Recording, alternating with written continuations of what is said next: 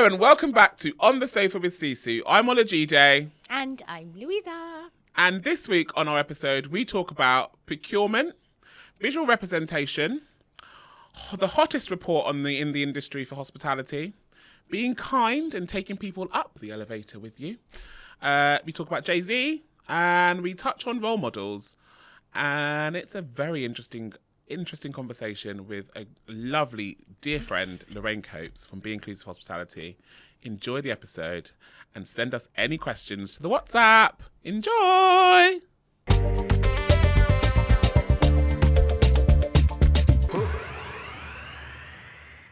Hello. Welcome back.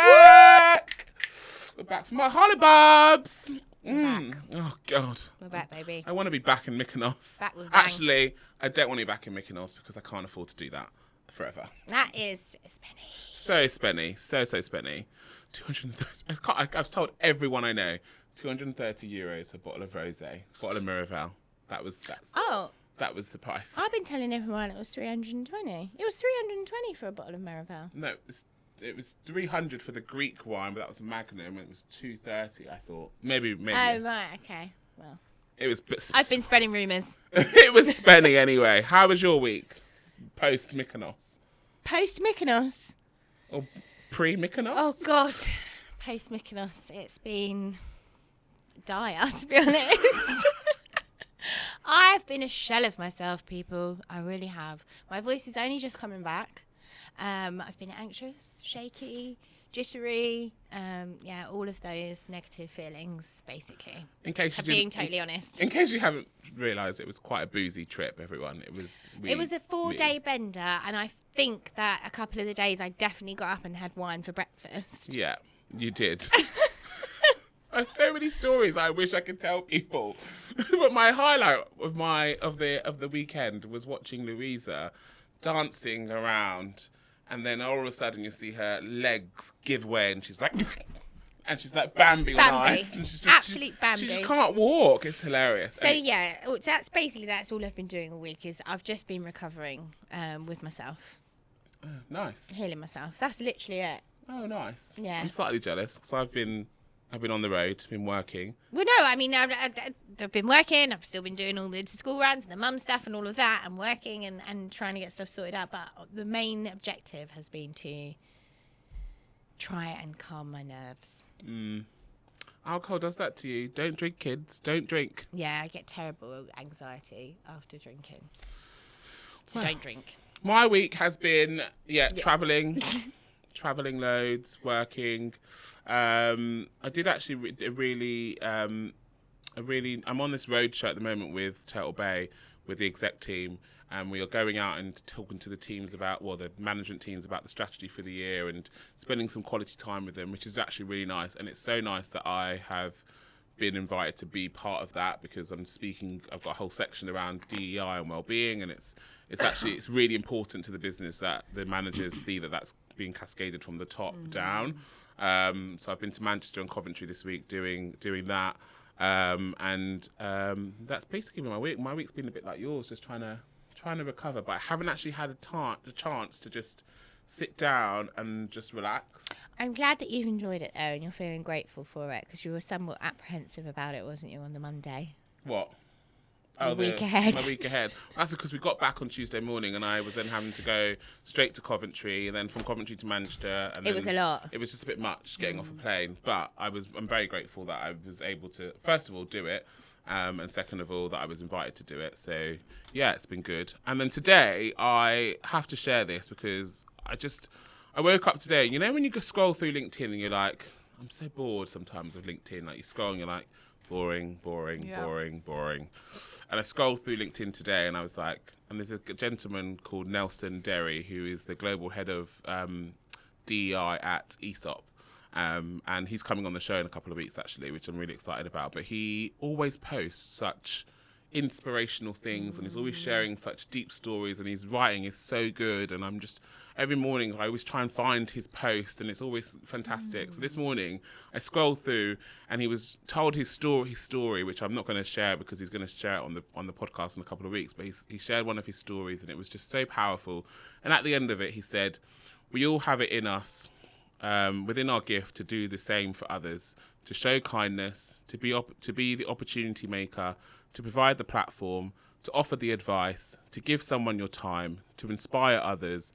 Remember, if you are lucky enough to do well, you are standing on the shoulders of others. You can lift others up, send the elevator back down, and pay it forward. And I just thought that was such a nice thought for a Friday morning, and it really gave me this energy this morning. And I was like, I just really hope that people listen and they try and do better, because I think not enough people pay it forward. We take things for granted. We don't show enough gratitude. We don't pay it forward. We don't help others sometimes along the way. So I was like, I'm going to share this on the podcast, and I messaged him. So how do you action this? Oh, how do you action it? Yeah, like, so if you're in a fortunate enough position, standing on somebody's shoulders, that you can lift others up and send the elevator back down and pay it forward. So how do you do that? I think it's about literally helping other people that need the help and support, especially like the younger generation who are sometimes a bit like I get people messaging me sometimes and they're a bit lost and don't have any direction. And sometimes it's just about helping people along with the direction, or maybe giving someone an opportunity, or I think it's just about giving people time to be able to speak as well, or to I don't know. So making yourself known within your business, or something that you are there to help. Be approachable. You have an open door. Yeah. Be more approachable. Have an open door policy. But also, like, I think people need to not also be, because you know how this thing where people, I don't want to work with that person because they haven't got any experience. And actually, a lot of the time, you can teach people a lot of the stuff that we've all learned stuff along the way, because for the many years that we've been working in our jobs, and you learn things along the way. Someone's taught you that.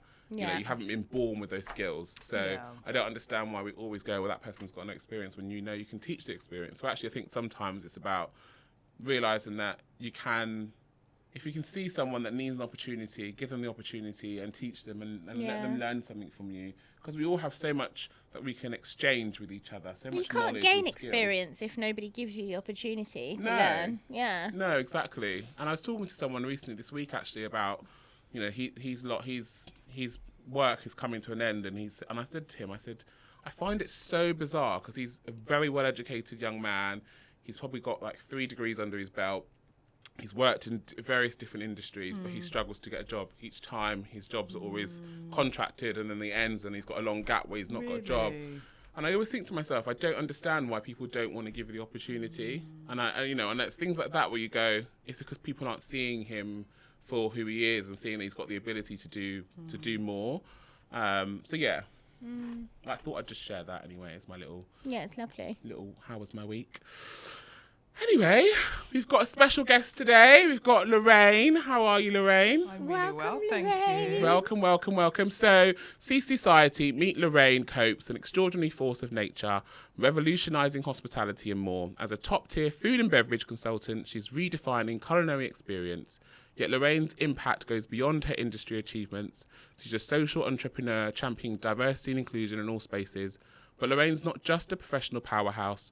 She's also a life coach, a speaker, a writer, inspiring others to reach their full potential. Her authenticity and wisdom leave a lasting impact. With an unwavering dedication, she advocates for positive change and challenging the status quo. Lorraine Copes embodies the spirit of pushing boundaries, embracing diversity, and pursuing excellence. Her infectious energy makes her an inspiration to all.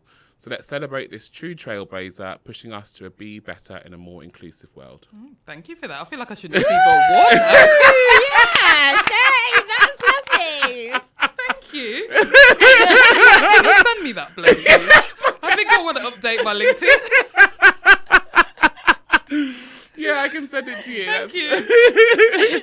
No, honestly, every time I'm around you, I always feel this like energy, and I don't know what it is. I think it's just because you've got an energy that's a force to be reckoned with, and I do think you're doing amazing things, and I'm really, really excited to have you on the poddy, because I think it's going to be a great conversation. How was your week? Here.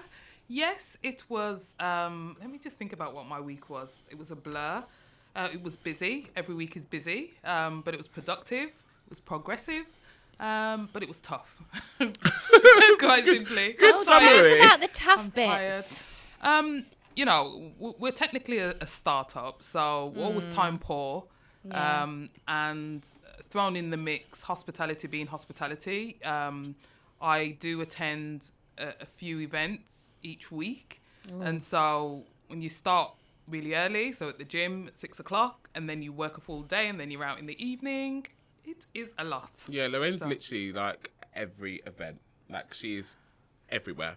And I always look at your pictures, I think, how do you do it? What I will say though It sounds fun is though. I decline a lot of invites. Do you? I do, yes. You have to, though. Yeah, absolutely. Because I really cherish rest. Yeah. And I don't compromise rest. Yeah. But we're, you know, really fortunate to either have partners or I do work in spaces that, you know, afford me the opportunity to go to really great events in the industry that I really enjoy. So I try and That's find cool. balance though, and I do say no to a lot as well. Do you enjoy them though when you go to them? Like I do, Yeah. yeah. I love hospitality. I love food, drink. I love people. I love connecting, and I really enjoy doing that in a setting and environment that is not necessarily sat at a desk. Yeah. I prefer a dinner table Yeah. and some food. and some cocktails. Exactly. 100%. Absolutely. Fair So, enough. no, Amazing. Well, we're going to find out more about your journey in a second, but I've got a little icebreaker. Yeah. So for everyone, ready? If you could go back in time and make little changes to your childhood, what is the one thing you'd learn and master over the years so you'd be an expert at it today? One thing I would learn and master from my Languages. childhood. So For me. Languages. it's interesting. Yeah. Instruments. So my dad was a musician, a singer, and he plays the guitar really well. And I'm a bit impatient, always have been, and I'm left-handed. And he had to kind of rewire his guitar so that I could learn to play.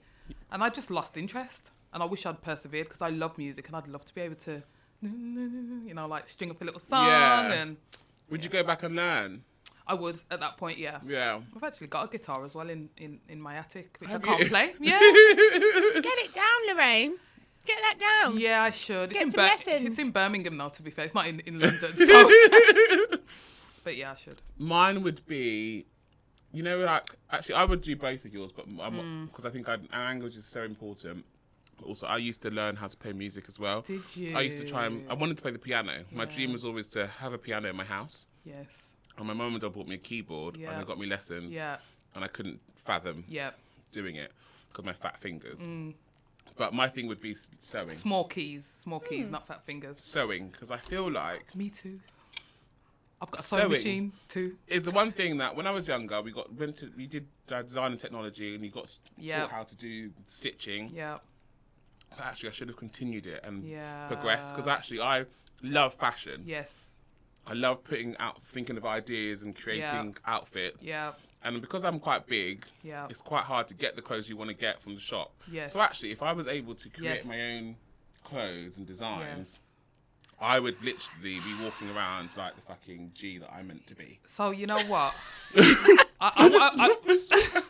I want that one too, though, because you? I feel exactly the same. I also have a sewing machine that's you? pretty much brand new, under my dad's stairs, and I'm not very good Is at that it. also in Birmingham, Lorraine? It is, yeah. The theme is in there, but it speaks a lot about who I am actually. But exactly everything that you just said applies Yeah. for me too. Yeah.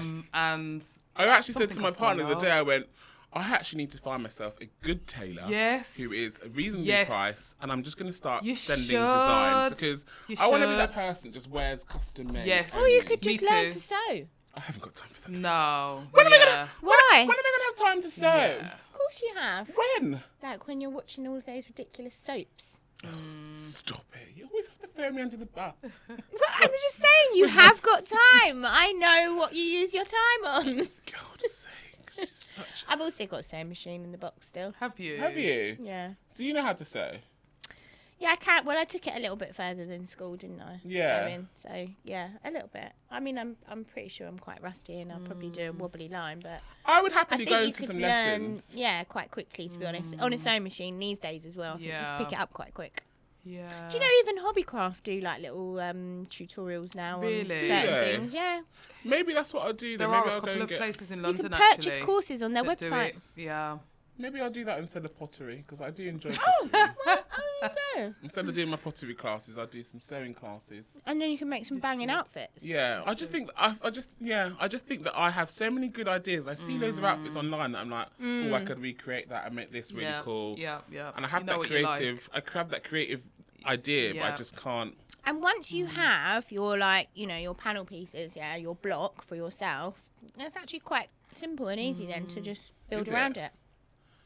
Okay, watch this space, peeps. Might be seeing a Sisu designer label coming around soon. Oh yeah! Oh God! Right, let us get into our interview questions with our VIP. Who beat the VIP? Who beat the VIP? I love that little jingle. It's great. So, talk us through your journey, Lorraine. Like, who are you? Who is Lorraine? Where do you want to start? It's from birth. So I left the womb on a sunny day in June. I'm a middle child. My parents are Jamaican. Yeah. And grew up in Birmingham. Very working class. Could tell. Yeah, you really can. Very working class family, but had a great childhood as far as, really blessed to have like really phenomenal parents. My dad is amazing and my mum is just the most selfless human you'll ever meet. You really need to guide me here because I could really go on for hours. So I'm really mindful. I'm like, I told my parents were lovely and then I went to school, I went to college. Okay. And speed up to your first job. What did you want to be when you were at school? Yeah. So, I wanted to be a fashion designer, I wanted to be a hairdresser. Really random one. When I was 14, my friends' moms and my own mom let me do their hair. My mom let me cut her hair and dye it when I was 15. No way. So I love doing hair. She really is selfless. I did a pretty good job though. My mom had quite long hair. I cut it into a bob, dyed it brown. And I look back in hindsight and think I would never let a 15-year-old in my hair. No. However, I was very talented at it at the time. Yeah. Loved doing hair. I've always been really creative actually. But then went into logistics, did a degree in logistics. And I look back and reflect on that decision and it was born out of the idea of very working class background. I thought that I should pursue a degree that will secure me a well-paid job, a stable job, and not what I loved. Yeah. And actually what I loved, and college reflects that, is psychology, love people, media studies, really creative. Anyway, so I pursued logistics, but then I found my way into procurement and supply chain. Right. And it was apparent and clear that I could eat for free and drink for free. Without being in a kitchen or as a waiter or anything in front of house operation. So buying food and drink across groups of restaurants, traveling for work, really dynamic role, working with people internally, externally. And I found myself in a space that actually, as a sector, I was like, love this. The only sector I would ever leave hospitality for was fashion. Yeah. And so I very quickly moved throughout the ranks, over the past 20 years. Started as an analyst, moved to buyer. Business actually created a role for me as a buyer. And then from there onwards, I've progressed, working in the pub industry initially, then contract catering, fine dining, casual dining. I've been responsible for launching brands in the UK, so Shake Shack. And then, for the past sort of 12 or so years, I've been on the leadership boards for brands like the Gordon Ramsay Group, Corbin & King, Shake Shack. So that's my career in a nutshell. I think that's what you meant. Me too. Amazing brand to work for. Can I ask one thing? I'm going to speak into the mic there. How do you go about, because people always say that I'm on the board for this, I've been on the board for that. How do you go about getting on the board of anything? So what I will tell you is that, and it probably sounds quite ironic given the work I do, but over the past 12 to 13 years, maybe 14, 15 years, I've not applied for a job. Jobs have found me. And this is before I really recognized the power of like utilizing LinkedIn and really building your personal brand. I've been lucky. I've also built a really reputation of someone that delivers and also someone that's nice to work with. And so these roles genuinely have found me. I've been headhunted for a number of years. And so I don't have a formula. direct formula per se, but what I would say is that the industry is very small. Everyone knows everyone, and there is not a single person beyond one that I've worked with throughout my career that I wouldn't say hi, hugs, and actually most of which like connect me to things, people here and now, still reach out, still in touch. Like I am that person that gets on with 99% of teams, unless you're an absolute asshole. There's 1%. And if you are, I really speak my mind, and like there's So if you're listening, you probably know who you are. I'm sure he does. I'm sure he does. But you know, for the most part, you know, I've forged amazing relationships, and as I say, there's many people throughout my career to date that I can lean on now. Yeah. Because we had a good working relationship, and we've continued that virtually in some instances. And did you ever try fashion procurement and the fashion industry? No. So I heard rumours about it and it sounded awful.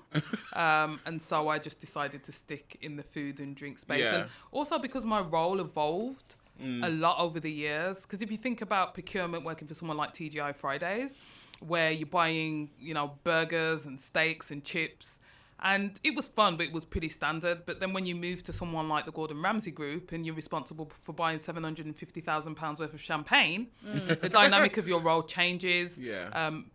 Constant learning, building a team. So I've always had that evolution of role, responsibilities, which has just kept me engaged within the industry. And it's been a ride. It's been a good journey. I can imagine. And this is throwing out there because I'm wondering, what was the best brand? Best brand? Yeah. For what? Which one did you enjoy the most? Work for. And so I'll give you two answers to that. In terms of best culture, definitely Shake Shack, because even though we're a franchise, the host brand in the US really took us under their wing as though we were part of their team and treated us as such. Really great company culture. In terms of for eating and drinking, the Gordon Ramsay Group, I would eat there like 4 times a week. Really? Yes. It was amazing. Yeah. I really missed it when I left, actually. I really missed it for the really food. Nice. But, That's so nice. Yeah, it was great. I've taken from that personal branding is very, very important. It is. It is. But it's been important for me long before I even recognised it as a thing or even thought about it. My personal brand is me just being me, right? And your authenticity. Yeah, and I didn't really think about it as much as I do now because it's just very visible in a way that I thought it wasn't before. So. It's funny because I remember when the first person that told me you need to think about what your personal branding is, and I remember thinking to myself, what do you even mean by that? That just sounds so ridiculous. And it was when I was at Wetherspoons actually, and she was like, "What's your personal branding?" And she's like, do you want to be known as someone that just laughs all the time, or do you want to be known as someone that actually does stuff? And I was like, but now I tell everyone, like literally anyone I speak to, especially when they're starting off in their career, I'm like, you need to be conscious of who are you seen as, what do you get remembered as, what's your personal branding, and you need to start creating that network for yourself because that's the people that are going to lift you up and get you and open those doors for you. Absolutely. So it's so important, so important. What barriers would you say that you kind of, as your career has progressed, because obviously you've gone from procurement and so many different amazing brands, but I'm sure you may have faced some sort of barriers in those roles, especially when you're moving up to the top. Yeah, I think the reality is this: as a black woman in the UK, it's impossible, as far as I'm concerned, to navigate this life without facing barriers and challenges, whether that is within the place of work, whether that's within the healthcare system, education, the list goes on and on. Yeah. And so I've been overlooked for promotions off the back of my race, and I know that for a fact. I have been in many environments where there have been very few women and there's been no people of colour, and I felt excluded. There's been instances where I've had conversations about bonus, which I know hasn't applied for some of my peers and colleagues. One of the reasons why I love procurement is because it's very quantifiable. You can't deny if I've saved the business £750,000. Yeah. So why are we having this conversation? Yeah. I've seen I've seen instances like this play out throughout my career, for sure. Yeah. Yeah. So How have you navigated that though? Like, how have you navigated throughout your career dealing with those situations, especially from a mental health and your well-being perspective? So I'm really tuned in to how I feel, and so if I've ever found myself in a situation where I've been overlooked and it's really apparent that there are some notable differences and the only you can put down to sex or race, I'll leave. Like, I'm not going to stay anywhere that I'm not valued or appreciated. Yeah. And in addition to that, I am a real open communicator. So my starting point with anything that I've faced in life is to have conversations about it. And if nothing happens, then I move on. So really, really simple as that. Yeah. I really feel like life's too short to ever spend time in work environments that are harmful to you, your well-being or your mental health. And if the organisation that you're working within don't value that or understand the implication impact, it's just not for me. Yeah. You know. Yeah. I think in addition to that, I'll add though, I've always had a really great support network, and that does help. my support network has been exactly that, which is always great. And continues to be. And do you think that, you know, if you were to go back and do things any differently, you would change anything in terms of the way you approached any situations? No. I think my approach to life very much is whether good or bad, everything's a learning. And so I think that my path generally in life has just prepared me for where I am here and now today. And so... yeah, no, I wouldn't change anything. No regrets. No regrets. I love that. That's how life should be. Yeah, I mean, I look at life broadly. Do I have regrets? Perhaps a few, but generally my ethos, my motto on life is, ultimately, I don't see the point. I'm very pragmatic and logical, and I don't see the point in sitting thinking about what happened before unless I am in a position to influence it and change what the future looks like. Then I'm not going to sit here thinking about the past. It's wasted energy. Yeah. You know? Yeah, I guess. So in like that, obviously there's no regrets, but like, do you think that there's some big learnings in your career that you think that have shaped the way you are now and who you are now? Yes, I mean, there's tons, to be honest. I think that, especially when I think back to early into my career, there's been instances where things have been said and I've experienced and witnessed behaviours as a bystander and I've not spoken up. And I think I look back in hindsight. So for early part of my career, twice in my career, totaling about 4.5 years, worked in a place called Burton-on-Trent, which is where Punch Pub Company and the Spirit Group were based, who are now Green King. And the town alone, coincidentally, it's where my parents actually grew up. So there's the Jamaican community there. Yeah. But the town alone is extremely white and lacks diversity. So you can imagine what the workplace is like, right? Yeah. And I remember like going to work from the city of Birmingham, which is super diverse. Yeah. And I'm looking around like, okay, like I'm counting on one hand in a building of hundreds of people, people that look like me, let alone I went in the second time as a manager. So using my voice, I always haven't used my voice when the opportunity has presented itself. And that has been for a number of reasons. You know, as a black person in a white environment, it's like, do I want to go there and have the conversations which possibly won't be understood? Yeah. Or do I want to just keep it moving, do my job and go home and enjoy my life, right? Yeah.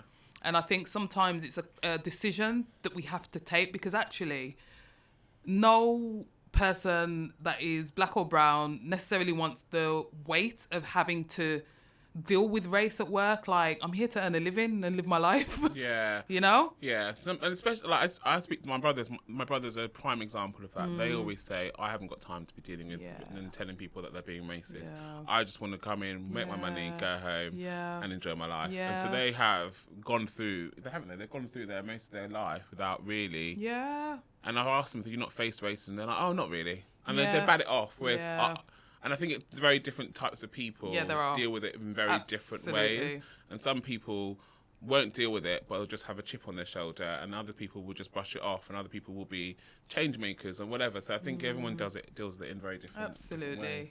And I think there's no right or wrong. I think it's a personal decision and personal choice. Yeah. And I don't judge anyone for the path that they choose to take, because it's very personal. It is. It really is. Yeah. Do you when you were younger, did you have any role models, and do you have any role models now? Yeah, so when I was younger, my role models, I mean, throughout my early part of my life, I often looked to America for role models. Yeah. Because I was often seeking role models that looked like me. And in the UK, there weren't very many people that I looked to and thought, oh, I would and quite like to be like them. And I don't mean in terms of sector or career aspirations. I just mean pursuit for brilliance and excellence within their respective field. So huge hip hop fan. Huge fan of someone like Jay-Z. Yeah. I've been a fan of him since I was 18. Yeah. And I've followed his career throughout, and I almost feel proud, even though I don't know him. But from, I used to be a fan of him when he was literally just starting out to where he is now. Yeah. Similar to like Oprah Winfrey, huge fan. So my role models have changed over time, but I've often looked towards America as a source of inspiration, because people look like me in a similar environment in terms of being in the West or being minoritized and still thriving. Because obviously you said you didn't have any role models now in the UK, but I didn't at the time. You didn't? Do you have now? Oh, many. Yeah. Oh, many. Where to start? I mean, I have role models in friends actually that are doing phenomenal things, not only within our sector and outside of it. So do you know Brandy Deegan? Yeah, I don't know her, but I've heard of her. So she was the MD at Marco Pierre White. She's now in the NHS. I mean, she is a badass, like phenomenal woman, beautiful person. Yeah. And just inspiring. Also, tell us what she's doing. What is she doing in the NHS? She's a CEO of a division, and I can't remember exactly which division it is. I should know, but she's just amazing. Is she working? Is it like diversity and inclusion that she's working in? Or No. She's the CEO of the business. Yeah. Of the NHS? Well, of a division of the NHS. Oh, okay. Yes. Okay. Yes. Similarly, someone like Natalie Campbell, who's a co-CEO at Bellu. She's currently running for London Mayor. Is she? Yeah, she's a phenomenal woman. Again, lovely human, but just really accomplished and just super smart. How does it feel thinking to yourself that you're now probably a lot of people's role models? I would say, yeah. I mean, the thing is, no one gets out of bed doing the work that they do thinking, oh, I want to be a role model today. I'm just doing, I think, what I see as almost my life's work, purpose, calling, and, I'm touched if I am. I think something to your point about the quote that you mentioned, I often get a lot of women get in touch with me, younger women, asking me questions and for advice and mentorship. And I always say yes, if I can. Yeah. Time permitting, of course. That's great. Because I recognise I'm in a really privileged position to be able to do this work and to have gained the experience that I have over time. So. Well, you're what a great way to measure your achievements, though, as well, by getting that sort of message from people. That's nice. Yeah. I think it's interesting because, all the things that you describe, that's not what I really mark as personal achievements. Because my value system works quite differently to many. So achieving, being on an executive board or being an award winner is not why I personally get out of bed. No. But all in this, all in all, it's been a really great journey, and I'm really blessed. So. Yeah. Surely it's more for things like that, for the people that are actually asking you to mentor them, that you've inspired. Yeah, the impact that you get to make on a positive change. Yeah. So talk to us about Be Inclusive. How did Be Inclusive come about? Where did it come about? How did it start? So back in 2019, I came up with the idea. I was talking to my brother about something, and we were talking about, the conversation started actually with the lack of black visible role models in the sector. And it evolved into a beast of actually, this is the gap and how can we fill this gap? And then the pandemic hit in 2020, I had time on my hands, I was able to write the business plan. And so I guess what I'm saying is where we started was really around visibility or lack of visibility of representation at all levels. Started with black people, expanded outwards. And wrote the business model, launched the business in June 2020. And timing is everything, because obviously with the murder of George Floyd, focus was on in terms of people looking for diversity. And we became very visible very quickly. And fast forward 3 years, we've produced 4 reports, industry reports. We have delivered initiatives that have supported over 2,000 people in the industry, both founders and employees. And that's with like anything from mentorship, scholarships, events. We've had our first award ceremony. And then on the flip side, we use insights to inform action. So we work with a lot of businesses in the industry, workshops, memberships, consultancy. We collaborate as a partner, work with a few global brands as well. And so I guess where we've arrived at is a community organisation in a really conventional way, but doing quite unconventional work as a community organisation. And have you seen that representation improve over the 3 years that you've established your business? I wouldn't say, it's really difficult to quantify. I would say that visibility has definitely changed somewhat, and that's through us having the community and people joining the community that I didn't know about. But a measure of representation would be extremely difficult, to be honest, because there aren't a great amount of stats outside of those that we produce, or like government census data that actually confirms what the state of play is. There isn't a benchmark to go, this is where it was and this is where it is now, is there? So talk to us about your reports then and what they entail. Yeah, sure. So the reason why my report was born about, which I bought a copy here for Allergy Day. I can't believe how thick it is. Yeah. Was it that thick the first time? I'll tell you why it's thick, because we have the writing is larger and the graphs are larger, so we really utilise space in a big way. Okay. So it's about 20% bigger than the last, but obviously a lot thicker. So more accessible, that's and nice. So, exactly. And so the Inside Hospitality report was born for one of 2 reasons. The first is that a lot of reports produced around equity, diversity and inclusion centre the voices of leaders within businesses who then shape their narrative on what progress looks like or not, right? So that's the first thing. The second thing is you can't really drive change without really understanding what's going on within your organisations. And there was no focus at all on that. And so I see this report that we produce every year being the voice of the industry as far as this is what we like, this is what we love, these are the problems that need to be addressed. Until the worst of the industry is really stamped out, it's going to be really difficult to foster inclusion and build a better industry. So the industry just continues to be a temperature check on the industry from an EDI lens, through a race lens.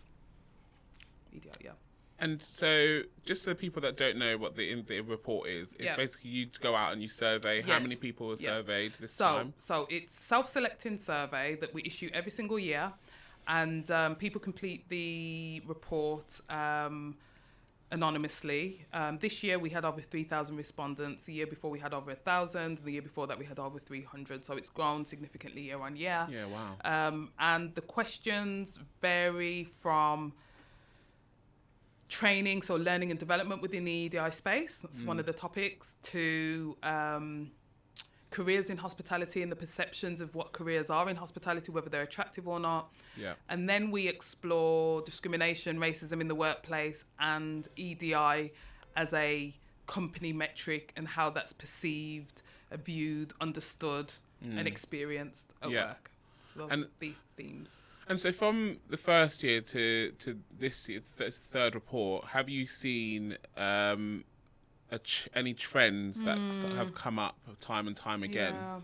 The trends, I mean, one of the trends that has remained consistent is that there is a lack of accessibility to learning and development around EDI. Yeah, I saw that in the report, But there's forever a quite sizable appetite for that, which is great because that means there's a gap to be filled. It's so funny that, because I always feel like because obviously when I looked at that stat, I was thinking, it's interesting because when we go and do training, sometimes you don't feel like there is the appetite, and that people sometimes felt like they're being forced to do the training. Yeah. But from the report, it feels like actually there's quite a lot of people that are really desperate for more learning, further education, and some resource. There is. So it was kind of like, I saw it and I was like, okay, where are these people?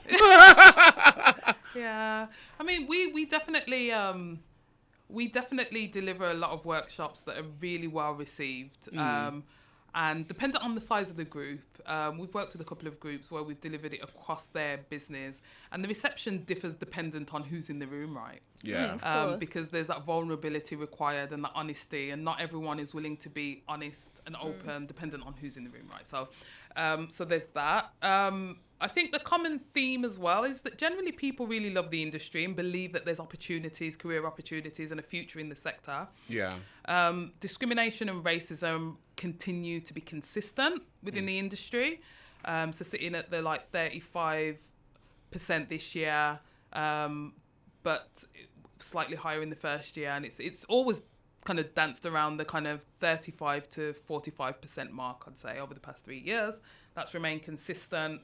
I think another thing just to mention is that the understanding of EDI work and what that looks like really varies from race. So generally, if you're black or brown, you're more likely to know about initiatives that are run. If you are white, you're more likely not to know. Yeah. And so I think there's some real work to be done around the idea that black and brown people aren't here to fix the issue or address the issue. It actually requires all people in hospitality to play their part. Yeah. You can't play your part if you're unaware of the issue. Yeah. Right? Which I think in part is where the education comes in. And it's why we do extensive amount. I mean, to the point we don't even refer to our pillar as diversity and inclusion anymore. We refer to it as education and resources. Right. Because we see that as our role within this landscape of doing the work. Yeah. And have you noticed in the last 3 years that there is actually more of a buy-in from senior leadership? More of a buy-in. I would say that since the beginning of our journey, we generally always have senior leadership that are the people that get in touch or do that outreach. And that has been pretty consistent. What I've seen a change of is more and more work outside of London. So, for the first 2 years, it was predominantly London-based business, if not all. Yeah. And now we're doing more and more work going up the M1, M6. It's branching out. Yeah, definitely. That's good news. Yeah, it is. Yeah. It is. The messaging is being spread, which is Definitely. good. But also, I think what I've noticed is the senior leaders have always brought in, but I do feel like sometimes the focus gets lost along the way. Oh, definitely. And actually what I'm starting to see more of is actually they want to be involved from the beginning, and they want to be involved throughout, which is I feel like they're engaged, but they're engaged consistently. Yeah. And I think that's improved. I think I hear you, and I think we know this just based on the different size of businesses within the industry. It has to start at the top, and it often does, or my experience is that it has. Being able to cascade and communicate effectively when you have a team of 2,000 employees can be extremely difficult, and I get that. And I think that one of the biggest challenges that the sector face, just based on the different sizes of businesses, is how to keep that message alive when you have thousands of employees. Yeah, yeah. You know. How do you keep them excited consistently? It's what I literally keep on talking about at Turtle Bay. It's like, how do we keep the team realising that this work isn't just momentary? We're going to have to keep on doing it and keep on talking about it, and it will feel like repetitive, but it's the only way that we're going to change the culture. And that's really hard, and I think that there is no fix, there is no right answer right now. I think it is just about banging the drum consistently, for sure. And constantly doing training and resources and thinking about how to switch it up and do things a bit differently and think outside the box a bit. I think like it's not every day doing e-learning or every day doing a workshop. Sometimes it's about sometimes you can just have a conversation in your briefing, like pick a subject, have a little conversation. The focus today is around, I don't know, and that's the focus of the shift. And I think even that, it's just consistently banging that drum and that message. I think really importantly, and we really stress this, that a multi-pronged approach is definitely required.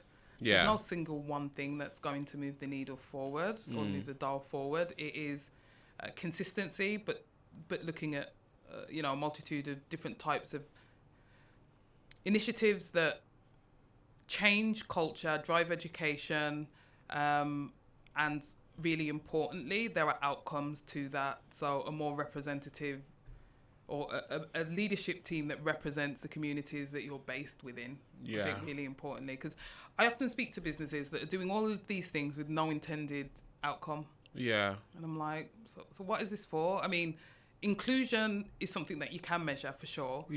But the hope is that with doing all of these things, that at the end, whether that's a year from now, 18 months from now, that your business starts to look differently. And sound differently, and also because I had the conversation with someone today, and I was like, what is, obviously amazing you want to do this work, but what does good look like to you? Like, where do you want to be in 3 years? What does the business need to change to get to that, and how do we support you to get to? I don't think no one ever has an answer. No, they don't have an idea of kind of where they want to be, which is really then hard to help them get there. Help you get there, because we're coming in blind. We're coming in blind, and all of a sudden you're getting all sorts of things, other things thrown at you, and you're like, well, that wasn't what you originally said you wanted to do. I guess one of the things I'm keen to understand is, have you seen the businesses? What are the trends, or what have you seen that works well with the way that businesses approach the DEI space? I think that I don't know if this has been kind of developing with time as an organisation, or our approach with the businesses that we work with. So we always start with the end in mind. And if a business is unclear as to where they want to get to, we coach and help them get there in terms of that real clarity piece before the work begins. I would say that in terms of trends, I would definitely say there has been more of a commitment to ongoing work. And what I mean by that is, so off the back of 2020, global awakening, and a lot of businesses would get in touch with us for just ad hoc workshops. We want to learn. But actually, I'd say about 70% of those businesses have evolved into ongoing partnerships. And more often than not, businesses get in touch with us to work with us on the long term. They recognise that transaction doesn't work, and they recognise also that recruiting diversity is not going to bridge the gap on inclusion and belonging. And so I think there's been some maturity of businesses really learning about the work and the time it's going to really take to drive change, and committing to that. So they're approaching it from a different angle rather than it being transactional. 2020 was knee-jerk. 2021 was knee-jerk too. So how are you keeping it fresh for them then? If you're now establishing partnerships and you've done a bit of training with them, how are you then continuing to keep that fresh for them? We have a membership actually. So our businesses sign up, and then for 12 months of the year, we have different facilitators come in and deliver workshops every month. So, for instance, we cover Lunar New Year, we cover Ramadan, we cover Diwali, and I'm not a subject matter expert on all of these areas. We had Pride, we had an intersectional black and brown Pride panel, talking about their experiences, all ex-hospitality. So we bring in third parties who are associates and friends, and they deliver workshops on our behalf.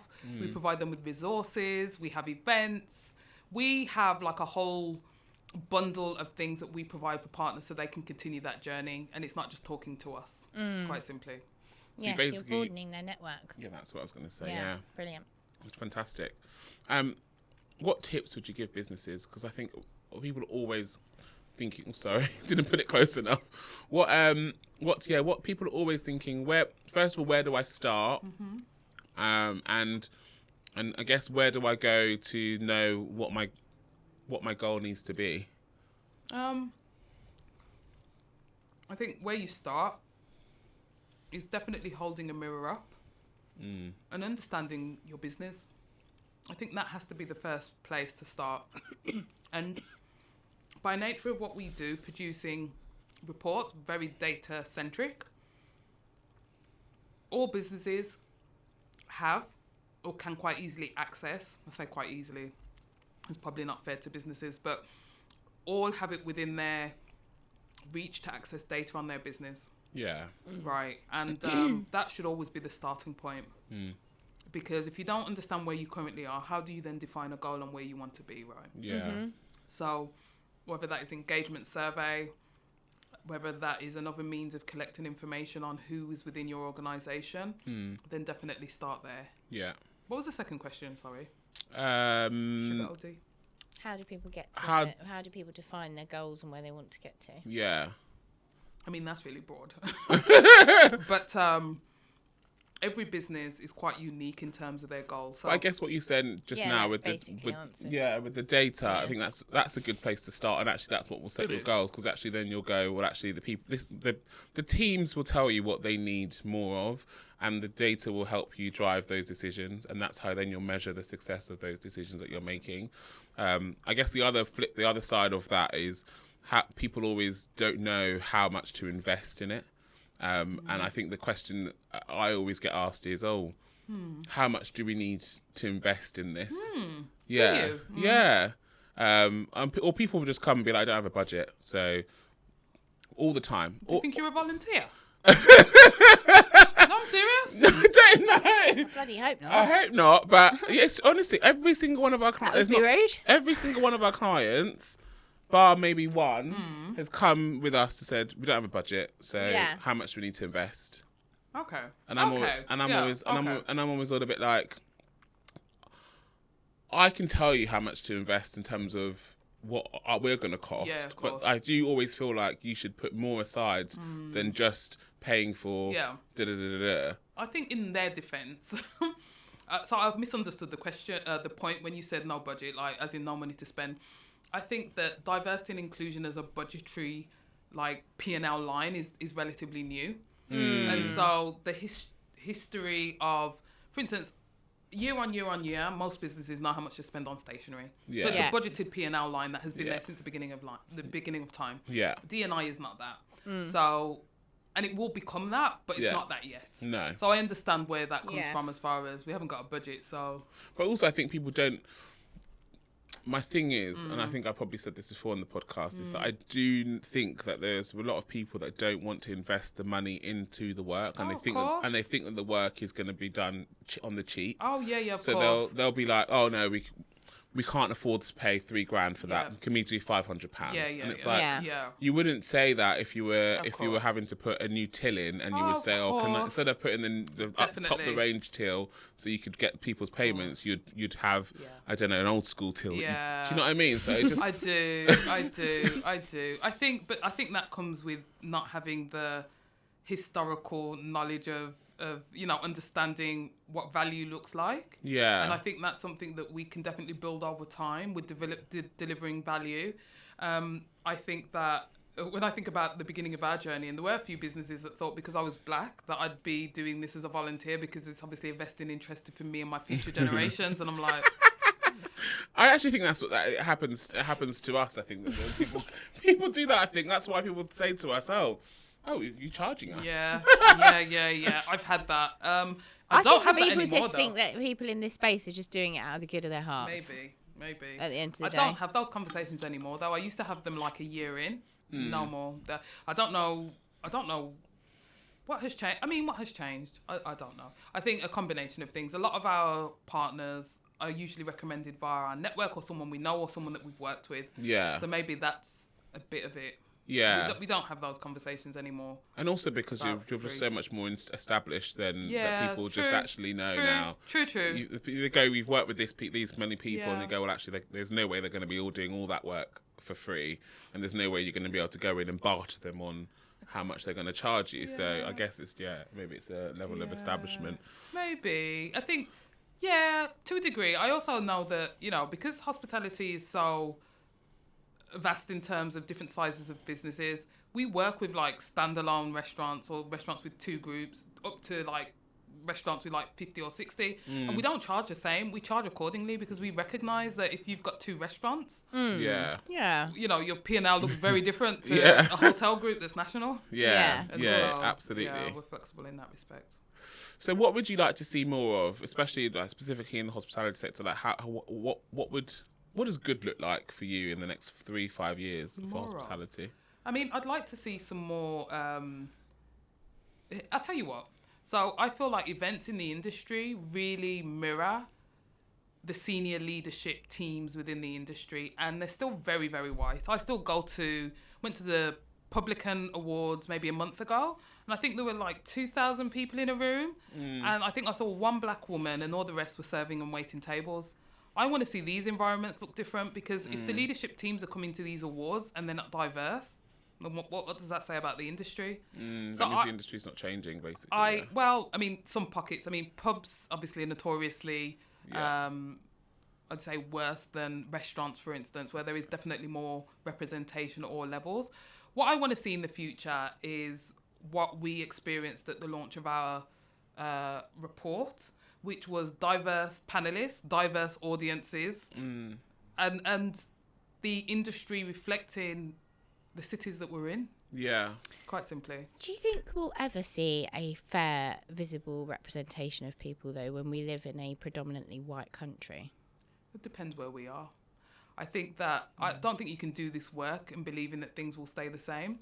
And I think when you look at London, I think it's 50% of Londoners identify as Black, Asian, or ethnic minority, right? 50%? It's almost as close as that, yeah. It's either late 40s or it's almost 50, because the latest census data came out, I think, was it last year? Yeah. It's really high, really high. And so that representation is obviously going to look very different depending on where you are located in the UK. Yeah. But I believe there will be change, otherwise I won't be doing this work. It's the when. Yeah, and people often ask that question. I'm like, I don't know. This is like this is centuries of this is, work. Like, it's a long time previously it's brought us to where we are now. But I do think that things are changing, and I do think that people are more open-minded and people are being more conscious. But I think especially for the hospitality industry, it's like I just remember always thinking to myself, why is it that there was no managers that, when I was on the floor, why were there no managers from an ethnic background? And then when you get to the support centre or head office roles, it's vast. Yes. Fair, none. Yeah. But they are changing, and I think it is. It's moving, but it's just, I think you sit there and go, I want it to move quicker, but I suppose it's going to take a lot of time. Yeah. I personally, I never really think about pace, because I think that, it's something that's most largely, I'd say, no matter how much we grow and how much work you or I do or any other agents of change, the kind of broader idea of change is in parts out of our control. And so I never think about pace, but I think about progress.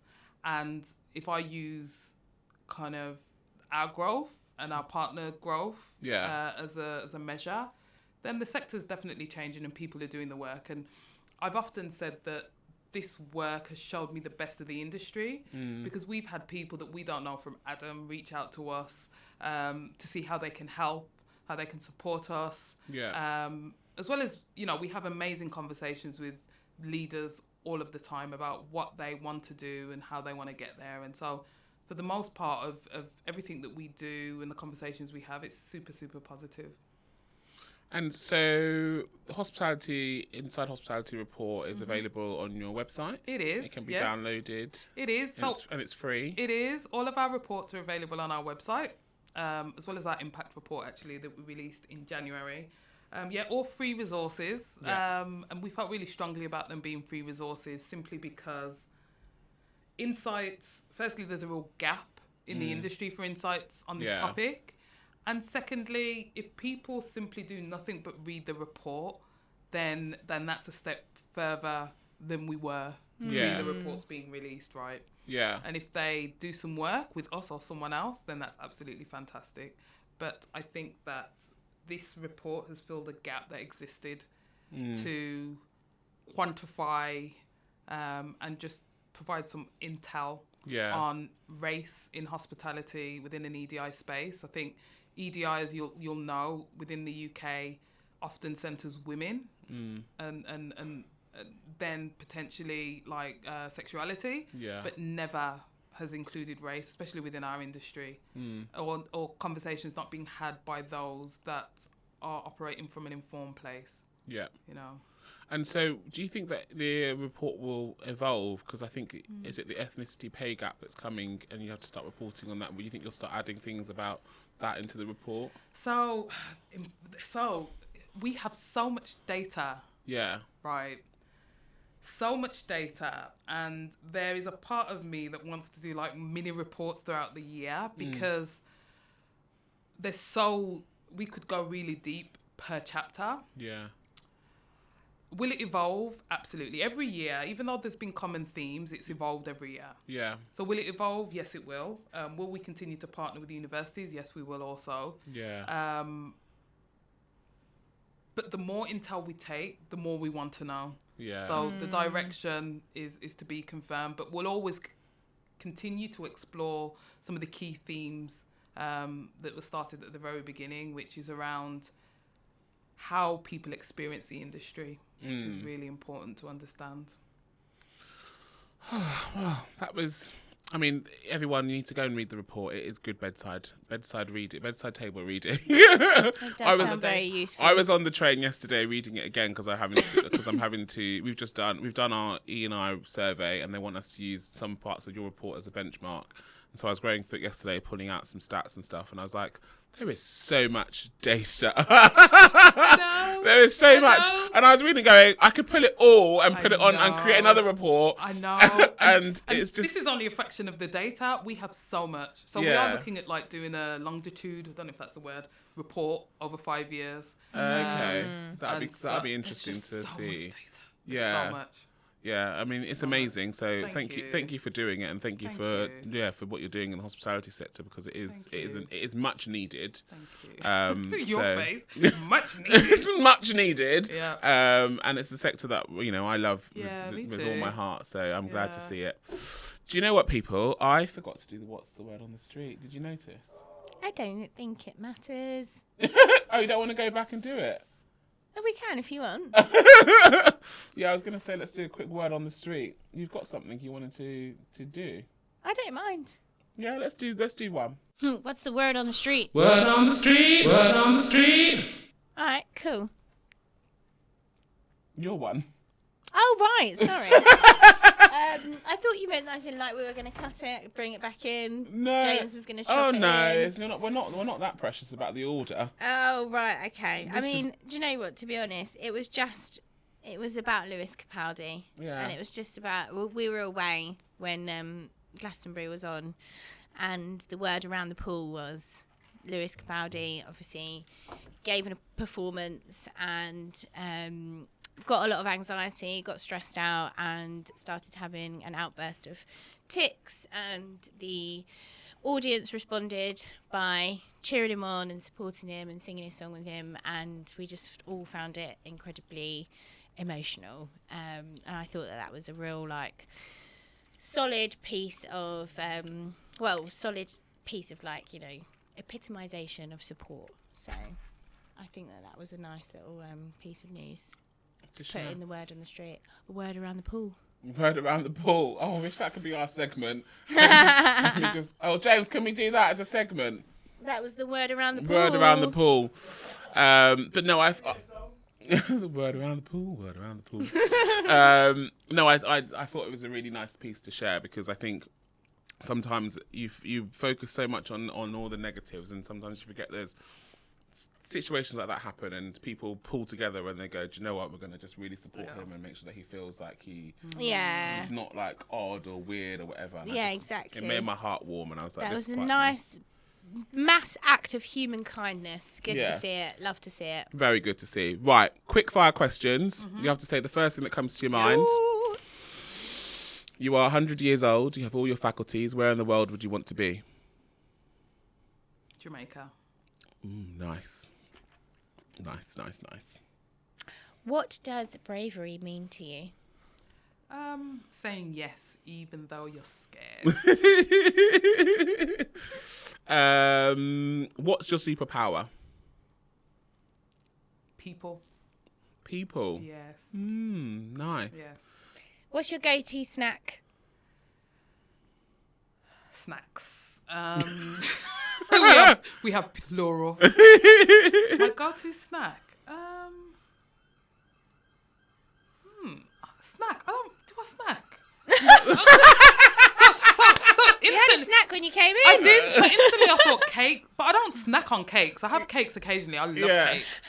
Snack. Maybe you don't snack. I'm really struggling. A little biscuit, a little tomato, a bit of Oh, I herbs. always have like, so I've got like a little treats tin, and I have like Belgian chocolates in there, and I have like a chocolate with some tea.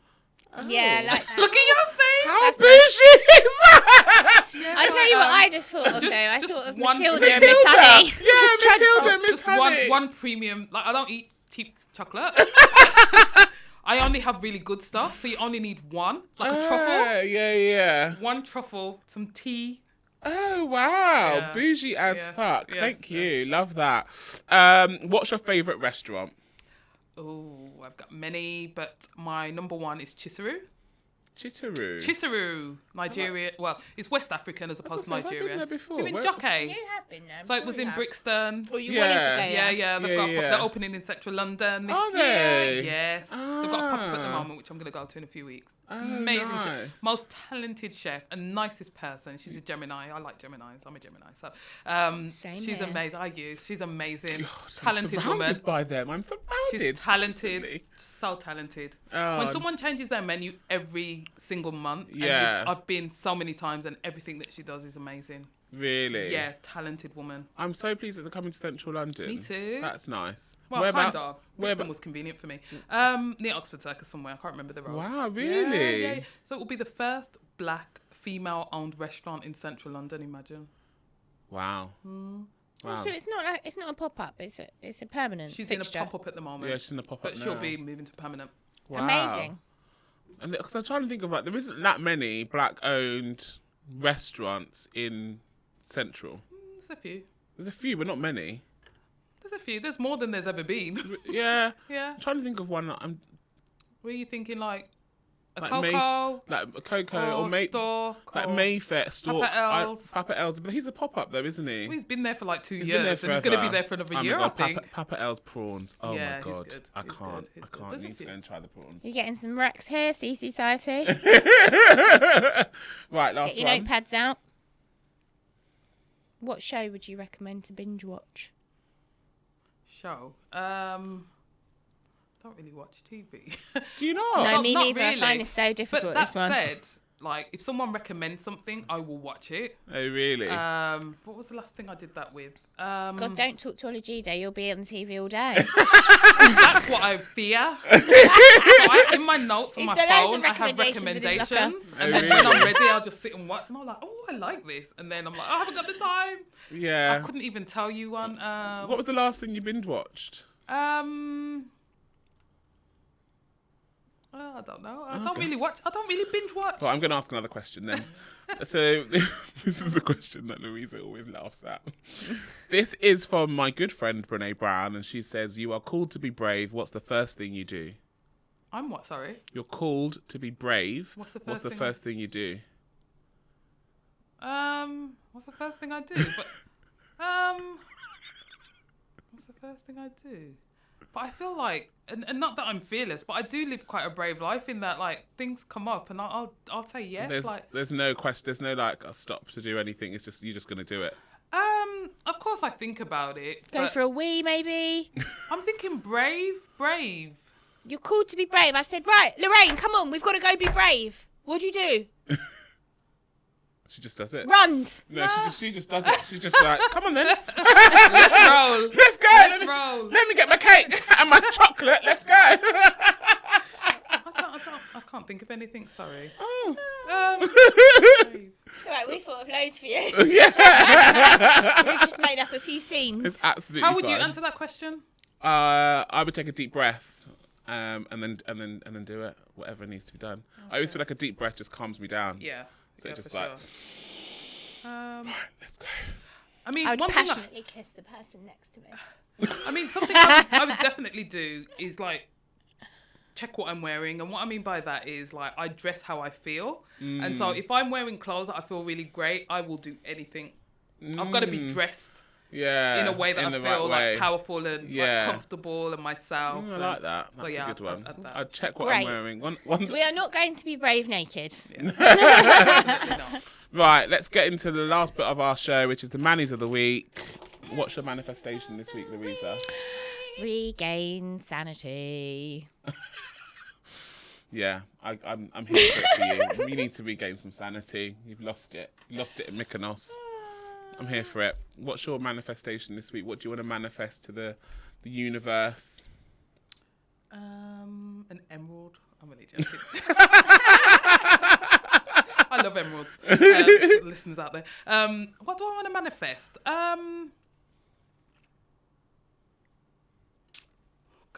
I'll give you a second to think. I'm gonna manifest revitalizing. Oh, I love that. Yeah, because I feel similar to you. I do feel like I need to like regain some like of my brain cells that I lost on holiday. But just like revitalizing is a great word. I just feel like my skin feels dry. My scalp is burnt from the sun. I just need to revitalize. I need to drink loads of water. Replenish. I'm gonna face mask tonight when I get home. Yeah. I'm doing all of that. Yeah. I'm manifesting for the coming week. Just a lot of joy. A lot of joy. Joy. Yes. And laughter. Yeah. You're going away, aren't you? Yeah. Yeah. Oh, yeah. Yeah, that's a good thing to manifest. Yeah, some joy and laughter for your holiday. Amazing. Well, everyone, that is like the end of the episode. Thank you so much, Lorraine. It's been so good. Thanks for having me. We'll add the link to your website on the show notes for people. Go and check out Be Inclusive, the Inside Hospitality Report. It is by far one of the best things out there at the moment. Better than sliced bread. Is that what the saying is? Yeah, best thing since sliced bread. Best thing since sliced bread. Like a loaf of bread. It is basically a loaf of bread. It's a bit of focaccia. It is. But yes, thank you so much for joining us, and thank you for inviting me to be part of your launch a couple of weeks ago. It was honestly by far so much fun. I feel like we could have spoken definitely for so long. People came up to me afterwards and like, you were so real, and I was like, oh shit. Yeah. Did I say? Yeah, I got lots of really good feedback about you actually in the feedback form as well. Oh really? Yeah, a lot of people like, you were so real, and you know when people say that, you're like, do you mean something good or bad? No, yeah, like, really positive. It's always good. Really positive. You cannot be bad. Anything can not be bad when someone says you're real. Really if you're positive. real, that's good. You know why? Yeah. And to add that, often within the sector, you don't have panel discussions where people are actually talking truths.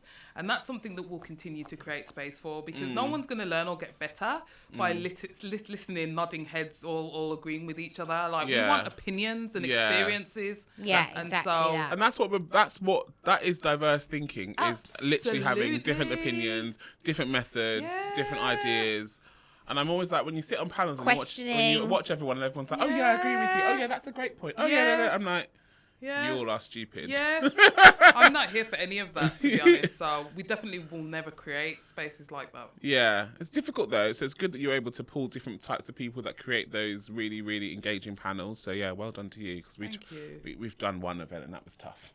That was tough. Good. Anyway, everyone, stay brave, stay curious. And stay honest.